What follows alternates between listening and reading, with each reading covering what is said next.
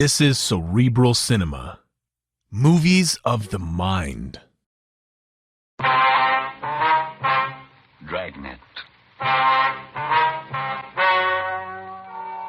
Ladies and gentlemen, the story you are about to hear is true. The names have been changed to protect the innocent.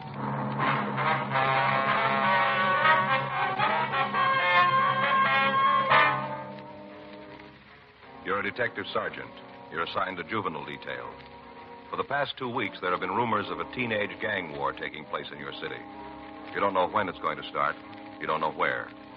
Your job, stop it.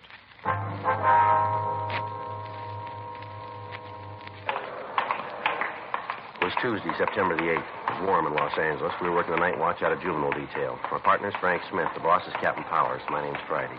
We just transported a prisoner from the main jail, and it was 10:39 p.m. when we got to Georgia Street Juvenile, the interview room. Sit down, Angelo. Yeah. What do they call you, Angie? Yeah, Angie. Why'd you tell the officers who arrested you that you were 18? How'd they find out different? All they had to do was check your record. Well, don't make any difference. Some of them say 16, some say 17. They're all different. You're 17 now, aren't you? Yeah, 17. All right, you want to tell us about this burglary? I told the other guys, ain't that enough? We want to hear it. Well, figure if you tell it once, that's enough. They copped out. I told them all about it. Why don't you ask them? All right, boy. Give us a story. You got a match? It'd be better if you don't smoke, don't you think? Well, my folks don't care. They let me smoke. The law doesn't until you're 18. Oh, yeah. Come on, Angie. Tell us about it. There's nothing to tell. Me and a couple other kids broke into a house. That's all there is to it. We just broke into the place. What about the stuff you took? I told the other two guys all about that. The officers from burglary? Yeah, they said it was from Central. I told them all about it, everything. You show them where the plant was? I told them I didn't go there, though. I just told them. What'd you steal? Huh? The things you stole, name them for us. Just different stuff. You know, like you find in a house, all kinds of stuff. Was there an electric mixer? Yeah, good one. You know, with orange juice attachment, good. What else? Electric razor, some silverware. What kind of silverware? You know, like you eat with. Was there a silver tea service? A what? A tea service, you know what I mean? If I knew, I wouldn't ask you. Like a coffee pot with legs, a lot of scroll work on it, silver, you know. Oh, yeah, I know. Oh, was there one of those? No. How about a German Luger? Any a pistol? That's right. No, there wasn't one of them. Hey, you guys gonna let me out tonight? No, you'll be held here. Oh, I thought you was gonna let me go tonight. How about my folks? They know I'm here? We haven't had a chance to notify them yet. Where they live? Down on Wall. They have a phone. Uh-uh. I thought you always told them when you picked up a kid. You were booked as an adult. Oh, yeah. You fenced any of the stolen merchandise yet? No, we just got it last night. We just broke into the house then. Haven't had a chance to fence it. The other officers say they're going to pick it up? Yeah. You got a job? What? I said, are you working? I told you I did. Where? Place down on East Fifth. What do you do? I'm a messenger. Ride a bike. Deliver things. You working there now? I'm here now. You know what I mean. No. You're not working then. The boss and me had a beef. He's a moody one, too. Real moody. Your parole officer know you lost the job? I never told him. Well, maybe he found out. Maybe that's why he was sore at you. Yeah. You been reporting regular? Yeah, pretty much. What's that mean? Once in a while, a couple of times I missed. Just a couple. Don't have to make a federal case out of it. My parole officer know about this arrest? I think he's been notified. How many times have you been arrested? I don't know, maybe 6, 7. You ever been to camp? Yeah, I was there. What for? Truancy. How long were you there? A couple of weeks. And I broke out, and they sent me to Preston. I'm on parole now. You can't let me out tonight, huh? We'll book you and notify your officer. What's his name? Lockridge. The moody old guy. Hope he ain't in the mood when he sees me. Rough if he's in the mood. Is that right? Yeah. Like he came down to see me one day and asked me how I was doing. I told him fine. I had a job. I was doing fine. He says, that's good, Angie, like that. That's good. Tells me how fine I'm doing. Yeah? Next day he comes to my house and reads me off. Says I'm a bum. I'm no good. All like that. Moody. Why'd he read you off? I don't know. Didn't he tell you? No, he just came in and yelled at me. I wasn't doing anything. He's moody. You belong to a gang, Angie? Huh? I said, do you belong to a gang? Yeah, we got a club. I belong to that. What's the name of the club? Little Wall Street gang. You heard of it? No. Good club. You sure you ain't heard of it? No. How about you? No. Your gang fight much? What do you mean, fight? What, do you ever get mixed up in gang wars, anything like that? No, not us. We've been in a couple of street fights, maybe. You know, some kids come over to where we are and start trouble, but we never been in no gang wars. We got a good gang. You know anybody that belongs to Pink Rats? A couple of guys. I don't know them real well. Who are they? I told you, I don't know them real well. Just to know them when I see them, you know, like that. You don't know any of the names, huh? I think one of them's called Pinky. That's all I know. Look, why are you asking me about them? Well, we got a rumble out there cooking up a gang war. Wondered if you knew anything about it. Where'd you hear it? We did. You know anything on it? No. You sure? I told you, I wouldn't tell you if it wasn't right. Now, look, Angie, if this thing breaks loose, there's going to be a lot of kids hurt. If you got no part in it, why don't you give us the story? I'm giving it to you. Ain't nothing more I can tell you. Didn't hear nothing about no war. I told you I belong to the little Wall Street gang. We don't get mixed up in no wars. A couple of street fights, maybe, but no wars. You gonna stand on that? I haven't got any other way. What did you hear? What? What did you hear about the rats? About the war, I mean. Who are they going to fight? Well, the way it comes to us, they're going to cut into the Orchids. You mean from the south side? Yeah. They're rough guys. That's what we hear. How did it start? What do you mean? What's the beef? The Orchids won't go that far away from home to stage something. Got to be a reason. You guys know what it is? Well, the way we got it, a girlfriend of one of the Orchid gang moved over into the pink rat territory. She started to go with one of the rats. The Orchids didn't like it, so they drove over one night and beat up on one of the rats. The next night, the rats went over to the south side and kicked around one of the Orchids. That's the way it started. A couple of nights ago, one of the rat kids was riding down the street on the motorbike. A car full of Orchids came up alongside the boy, and before he could do anything about it, they wrapped a piece of bicycle chain around his head. Kill him? No, he's still in the county hospital. He's not doing too well. We got word there's going to be a party this Saturday night at one of the rats' house. They figure maybe that's where the trouble's going to be. You're not throwing any coconuts at me. What? This is for real? It's the way we get it. Those kids get started, and somebody's going to get hurt real bad. Maybe a lot worse than you got it figured. What do you mean? I heard about the job the Orchids did last week. Yeah? They broke into a place and cleaned it out. It must have been for Saturday night. How do you mean? They stole a couple of rifles. Something worse. Yeah? 12-gauge shotgun. 10:45 p.m. Angelo Marcal was rebooked at Georgia Street Juvenile on a charge of burglary. His shoes and his belt were taken from him, and he was held in detention.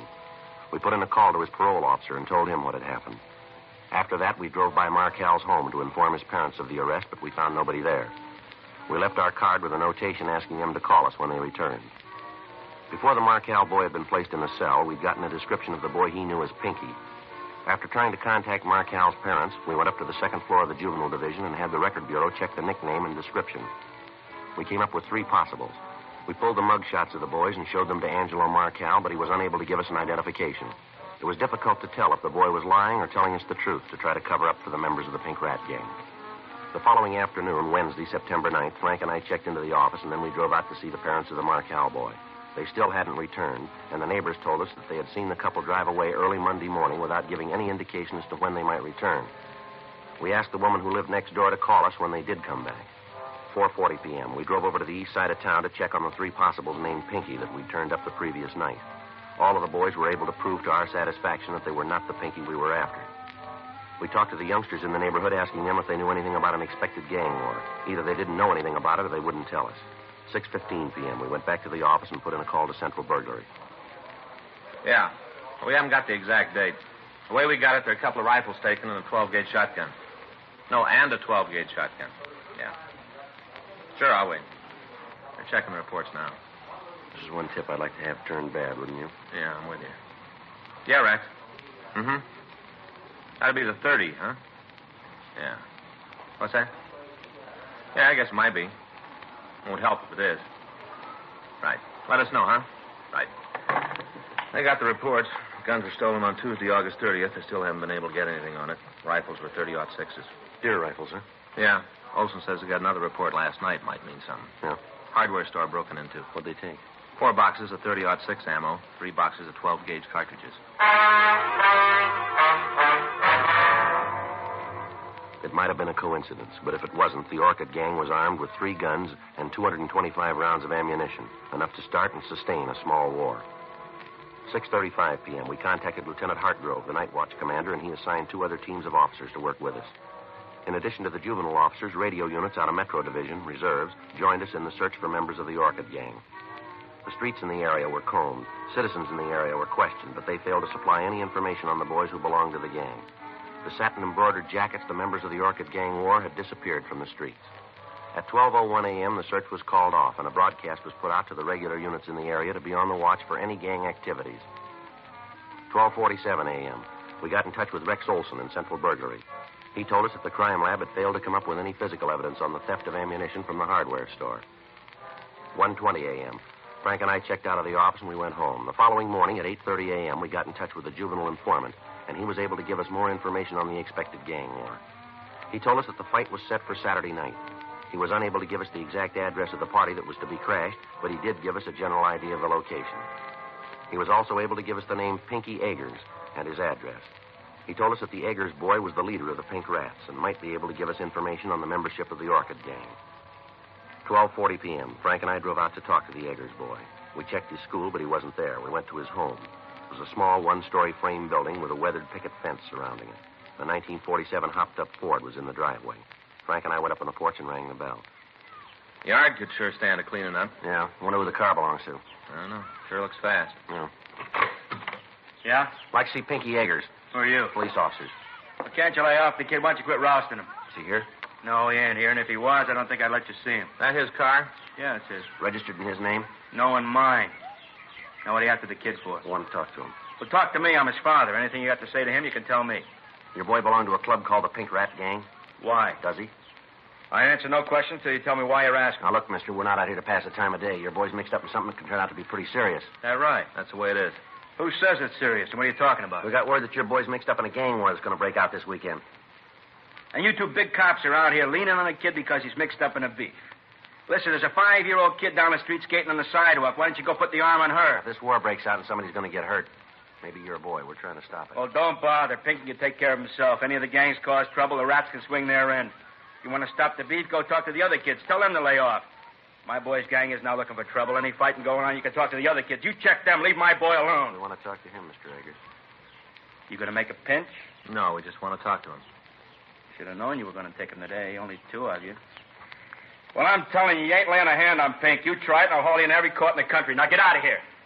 Where's your boy now? That's none of your business. I told you to get out. Maybe you don't understand, Eggers. This is a gang war. Your boy's helping to build it. Now you get off my property and don't come back. You hear me? Anything happens, Pinky can take care of himself. He'll be okay. Now you guys leave him alone. I hope he's right.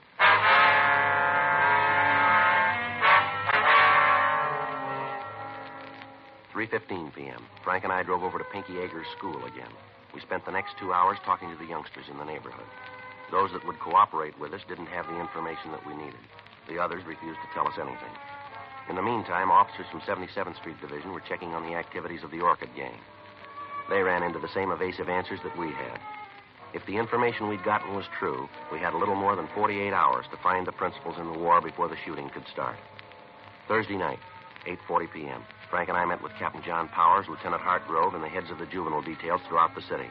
From them, we learned that word of the impending war had spread through the gangs in the separate districts, and that the other gangs were taking sides in the argument and were ready to start their own battles with factions who opposed them. Captain Powers, along with the heads of the divisions, mapped a plan of action to be put into effect at the first sign of an outbreak. Additional cars from Metropolitan Division reserves were to be ready if they were needed. Days off for all juvenile officers were canceled. A 3-way radio contact would be kept open between all divisions on Saturday night. The area where the main activity was expected would be heavily patrolled, both by beat men and by radio car officers. Once the operating plan was set up, there was little to do but wait. In the meantime, the search went on for members of the Orchid gang and for Pinky Eggers, the leader of the Pink Rats. A watch had been placed on his home, but he failed to return. Friday, September 6th, 9:42 p.m. Frank and I checked with the burglary division on the stolen guns. Then we went over to the New Yorker restaurant to get something to eat. Hi, Sal. Hey, Joe, call your office. I just called you. Yeah, thanks. Order him the fish and chips, will you, Frank? Sure. How's it going, Sal? Not bad. Would you? Kind of rough. Where's Rosie? Her and the kids went to movies.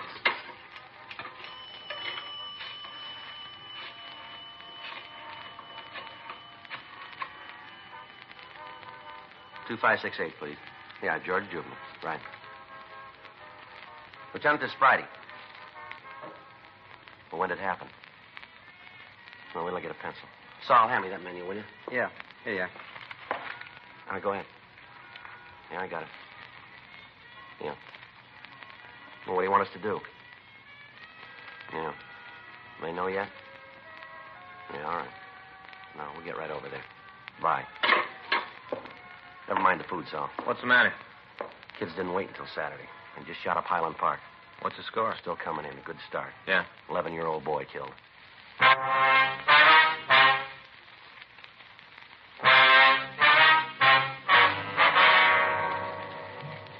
The first victim of the juvenile gang war was 11-year-old Tony Herman. The teenagers next door to the Herman house were having a party. At 9:36 p.m. Friday night, a group of youngsters had arrived at the house and tried to crash the party. A fist fight had ensued, and Tony, who was doing his homework next door, had gone out to see what was causing the disturbance. As he stood on the porch watching the fighting, a 12-gauge shotgun had been fired.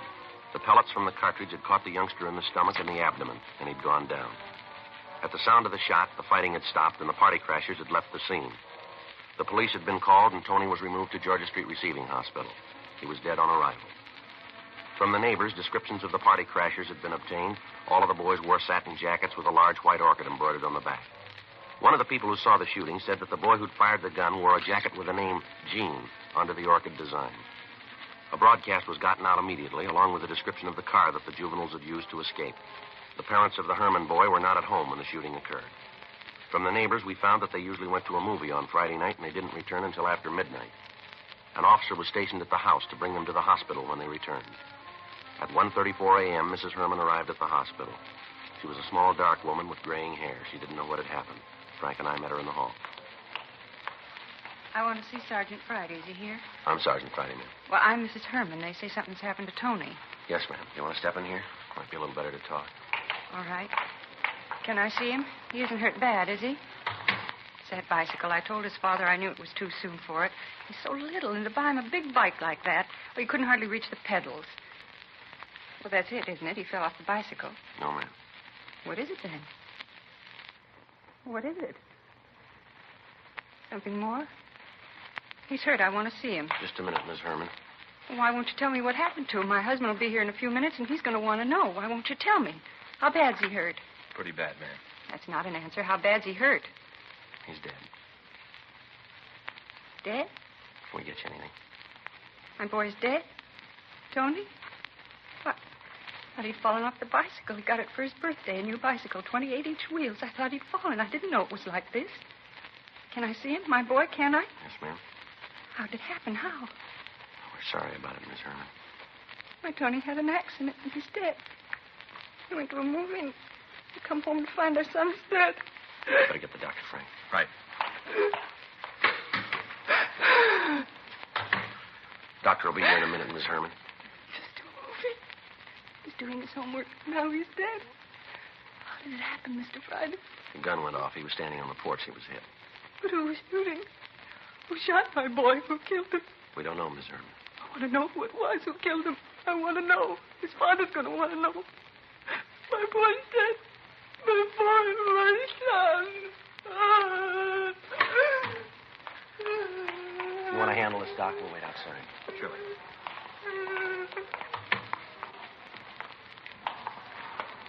Kind of hard to do. You're going to make up for it. Huh? The kid that fired the gun? Yeah. They got him downstairs.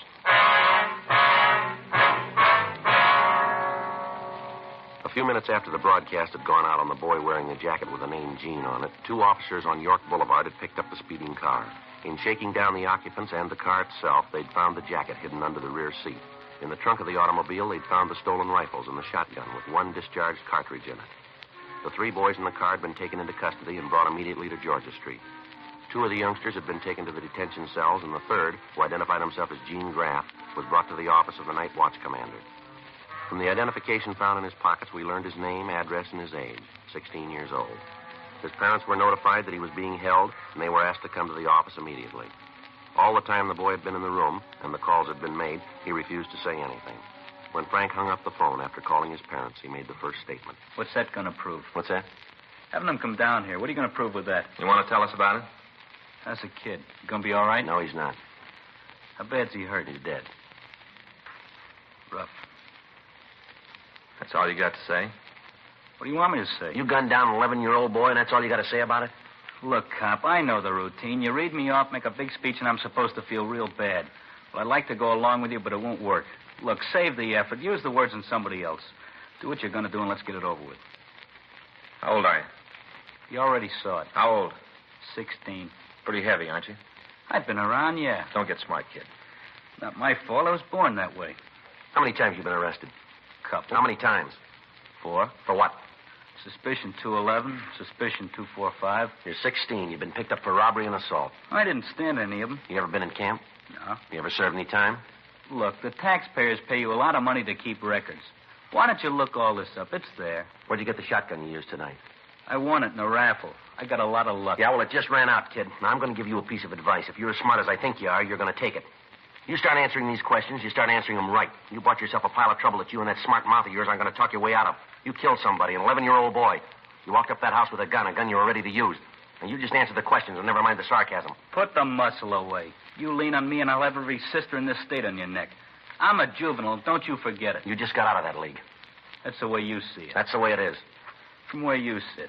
But I'm telling you, you give me any muscle and I'll scream my head off to every sob sister club in the country. I'm going to ask you once more, young fella. Where'd you get that gun?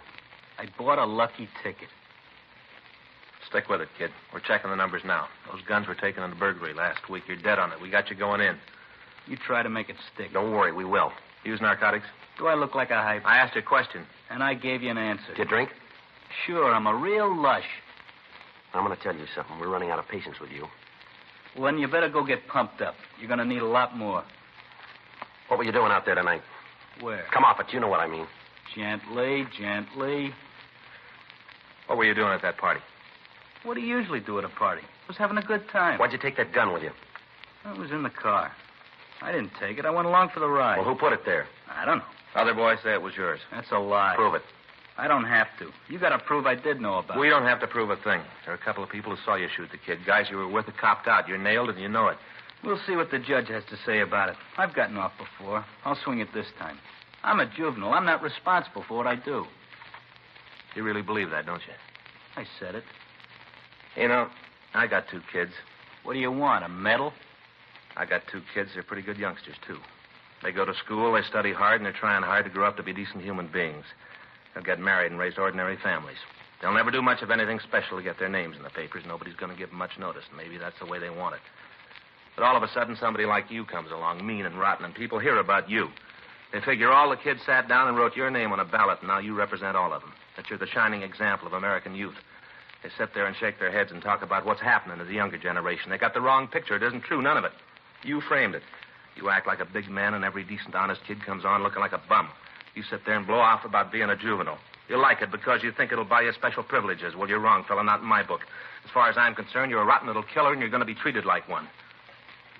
Now you bring out the rubber hose? All right, come on, let's go. Take your coat, boy. You're not coming back this way. Yeah. Come in. Mr. Friday, Yes, Miss Herman. you told me I'd find you here. Is this the boy who did it? Yes, ma'am. What's your name? Answer. Gene Graff. Why'd you do it?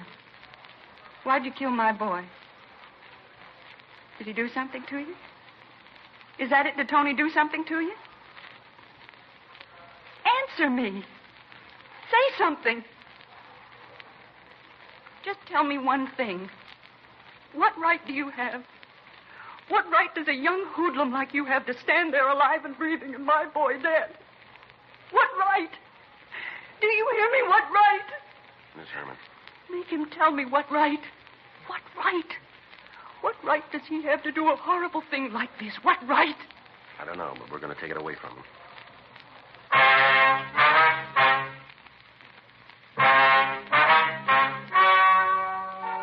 The story you have just heard is true.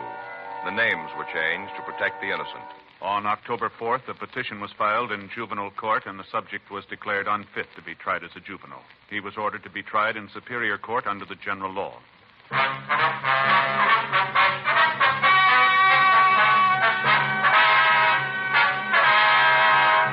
Gene Norton Graff was tried and convicted of murder in the second degree. He was referred to the Youth Authority for punishment. Murder in the second degree is punishable by imprisonment in the state penitentiary for a period of from 5 years to life. Dragnet, the story of your police force in action, is a presentation of the United States Armed Forces Radio Service.